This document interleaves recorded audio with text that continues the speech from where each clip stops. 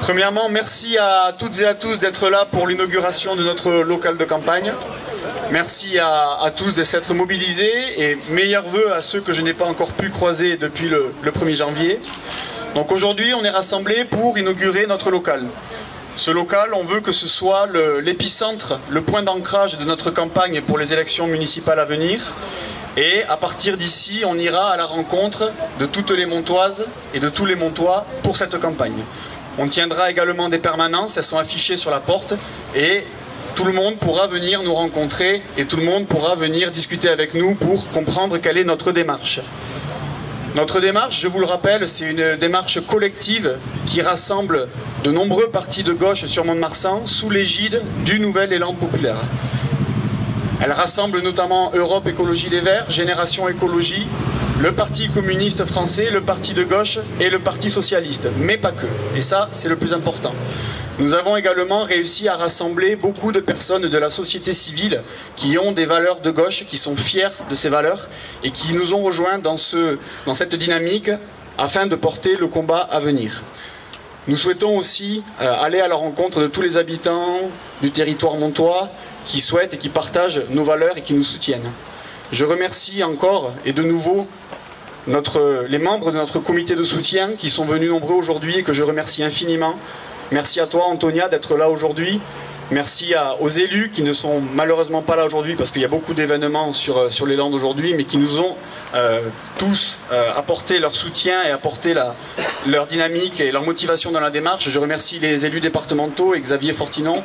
Je remercie les élus régionaux avec Laurence Motoman et tant d'autres. Et je remercie les élus nationaux également. Boris, Monique et tous ceux qui ont à un moment donné marqué leur marque de soutien pour la démarche qui est la nôtre.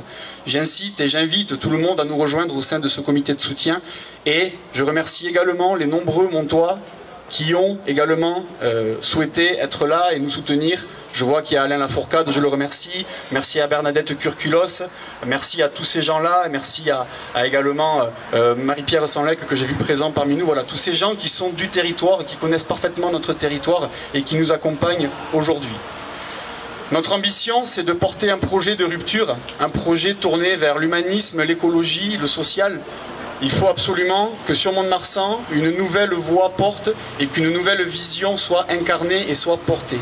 Cette nouvelle vision, elle concerne de nombreuses thématiques. Je pense en premier lieu, bien sûr, au développement économique. Quand on regarde ce qui se fait pas très loin d'ici, du côté des Halles de la Madeleine, on ne peut être que attristé de la situation actuelle.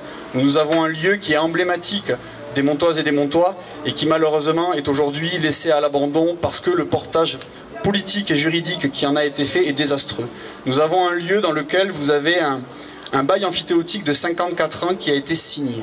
Or aujourd'hui, il ne reste plus qu'un boulanger et un cafetier. Et le cafetier étant géré directement par la société gestionnaire. Il faut avoir une autre vision pour ce lieu-là. Il faut faire en sorte que le développement économique soit la pierre angulaire de la reprise de Mont-de-Marsan et du dynamisme montois. Je parlerai également des nouvelles galeries, un lieu qui a été racheté à prix d'or par la municipalité actuelle et au sein duquel nous n'avons aucune visibilité. Vous le verrez dans notre programme qui sera dévoilé d'ici quelques jours, quelques semaines. Nous porterons également pour les nouvelles galeries, nous, un projet de rupture intéressant et lié à l'avenir du territoire. Sur la partie culturelle également, nous avons l'ambition, nous avons le souhait fort de redonner un accès à tous les Montois à la culture. Un accès à tous les Montois, cela signifie que la culture doit venir vers les Montois. Cela signifie qu'il faut que l'outil culturel puisse permettre également que les gens, les habitants du territoire se réapproprient le cœur de ville. Nous mettrons en place des manifestations dans la ville liées à la culture, avec bien sûr le musée d'Espiovléric, mais pas que, avec également toutes les associations qui œuvrent sur le domaine culturel et qui ne sont aujourd'hui pas suffisamment valorisées. C'est très important. En matière éducative, nous porterons également une voix un peu dissonante. Nous sommes très inquiets de constater aujourd'hui que sur Mont-de-Marsan, nous enregistrons une baisse de population qui est phénoménale. On est aux alentours de 1500 habitants en moins depuis 2012. Je vous invite à regarder la courbe démographique de Mont-de-Marsan sur le siècle dernier. Vous vous rendrez compte que depuis 1921, Mont-de-Marsan n'avait plus perdu de population. Cela signifie qu'on est rentré depuis 2012 dans une forme de récession. C'est extrêmement inquiétant, nous nous préoccupons de cette situation et nous avons à cœur de proposer un projet qui permette d'enrayer ce phénomène. Je dis cela parce qu'en matière éducative, les conséquences sont extrêmement inquiétantes. Vous verrez que dans les prochains mois, on vous annoncera la fermeture d'une classe, puis d'une deuxième, et peut-être même d'un groupe scolaire. Cette situation est pour nous inacceptable. Comment arriver à convaincre les gens, les jeunes actifs avec enfants à revenir s'installer à Mont-de-Marsan quand le message qui est porté à l'extérieur du territoire, c'est nous fermons des classes et des groupes scolaires? C'est purement inacceptable. Nous nous opposerons à toute fermeture de classe sur la prochaine mandature. En matière environnementale, il y a beaucoup de choses à faire. Nous regrettons que ce sujet n'ait pas été pris assez au sérieux par l'équipe actuelle.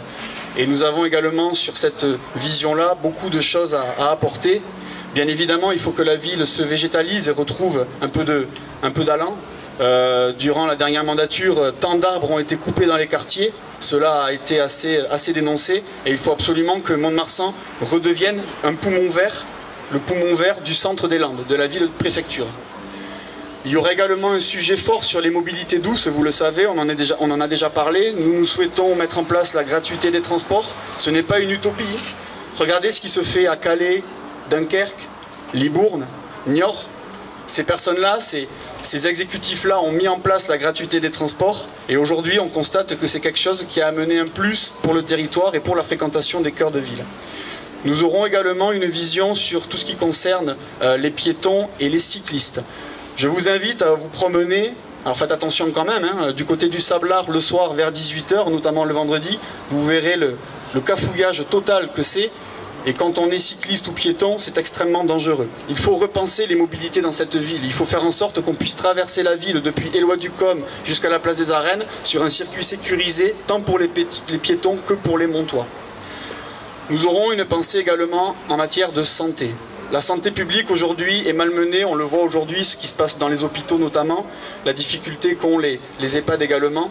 Il faut avoir une nouvelle vision. Nous constatons que depuis de très nombreuses années, le nombre de médecins généralistes en cœur de ville diminue. Nous sommes passés d'une trentaine à peu près 18 aujourd'hui. Nous aurons le projet, on l'a déjà annoncé lors de la conférence de presse où nous avons présenté la liste et la démarche de manière approfondie. Nous avons le projet de créer une maison médicale de santé pluridisciplinaire à Mont-de-Marsan. Cette maison pluridisciplinaire de santé sera faite avec un portage public. Je le précise, c'est important. La puissance publique doit retrouver toute sa place dans le développement du territoire actuel. Nous aurons également un second projet, on peut en parler un petit peu aujourd'hui, un projet qui sera tourné vers les associations de santé. À savoir que quand vous regardez un petit peu aujourd'hui ce qui se passe du côté des associations, je pense à la Ligue contre le cancer avec Octobre Rose, vous avez ces associations qui ont des difficultés à trouver des bénévoles. La crise du bénévolat, elle n'est pas nouvelle, on le sait, beaucoup d'associations sur Mont-de-Marsan et partout en France ont du mal à trouver des gens qui s'investissent et qui portent le combat. Et aujourd'hui, nous, notre vision sur cette thématique, c'est d'arriver à proposer un lieu où de nombreuses associations qui luttent contre, ou en tout cas qui font de la prévention contre ces maladies, que ce soit le cancer, mais il y a beaucoup d'autres choses. Il y a des pathologies, il y a des parents qui sont confrontés à la maladie de leurs enfants, parfois même de leurs aînés. Il faut arriver à proposer un lieu où les associations pourront se retrouver, pourront soit réinsérer des personnes dans un parcours de soins, soit accueillir ces personnes à la sortie des parcours de soins lorsque ces dernières se retrouvent après une maladie un petit peu perdue. Il faut arriver à faire un lieu où il y aura un échange de pratiques, où il y aura un dialogue et où les gens pourront se reconstruire entre eux. Il faut un lieu d'écoute et un lieu de partage. Nous porterons ce projet et ce sera un projet qui sera porté en lien avec les associations de santé et la municipalité bien sûr. Je finirai également en parlant de la démocratie locale. C'est un sujet qui est très important. Le sujet, c'est comment faire en sorte que les citoyens arrivent à se réapproprier à nouveau leur territoire et arrivent à faire confiance à nouveau ou à comprendre les enjeux de puissance publique. Nous avons dans l'idée, et nous le ferons, c'est quelque chose qui existe, qui a été fait dans des grandes villes, qui a été fait dans des départements, même le conseil départemental des Landes, c'est le budget participatif citoyen. Cet outil est extrêmement intéressant dans la mesure où ce sont des personnes du territoire qui proposent des projets et ce qui est encore plus intéressant, c'est que ce sont ces mêmes personnes qui déterminent entre elles le projet qui, pour elle, est le plus fort et le plus intéressant. Le seul engagement de la puissance publique, c'est de mettre en œuvre le projet qui aura été élu et décidé par les habitants du territoire. C'est un outil d'éducation populaire, c'est un outil de démocratie délibérative directe, et c'est un projet que nous aurons et que nous ferons sur le territoire. Nous souhaitons également remettre en place un conseil municipal des jeunes. Quel plus bel outil qu'un conseil municipal des jeunes pour faire de l'éducation auprès des adolescents, leur faire comprendre le rôle et la place de la puissance publique pour développer un territoire que ce conseil municipal des jeunes. Cela aussi, nous le ferons. Alors, le programme sera détaillé de manière plus approfondie et plus précise d'ici quelques jours, quelques semaines, je vous l'ai déjà dit, mais nous tenions dès aujourd'hui à tracer un petit peu les grandes lignes pour notre territoire. Ce qui est certain, c'est que nous aurons non seulement l'écologie au cœur, mais nous ferons de l'écologie sociale et solidaire. C'est un néologisme, mais c'est quelque chose qui signifie que dans tous nos projets, nous ferons en sorte que la problématique environnementale soit déclinée et soit prise en compte, ce qui n'est pas le cas aujourd'hui.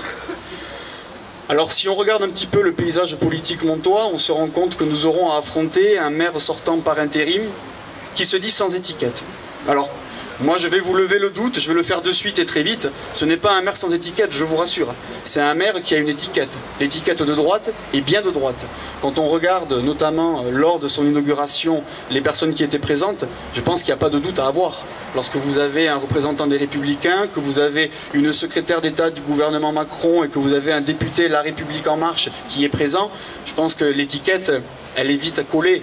Elle est vite perceptible. Il ne faut pas tomber dans ce leurre-là, il ne faut pas se tromper. Nous aurons un projet humaniste, social, environnemental, écologiste, et nous aurons en face de nous quelqu'un qui porte un projet de droite, bien de droite, et uniquement de droite.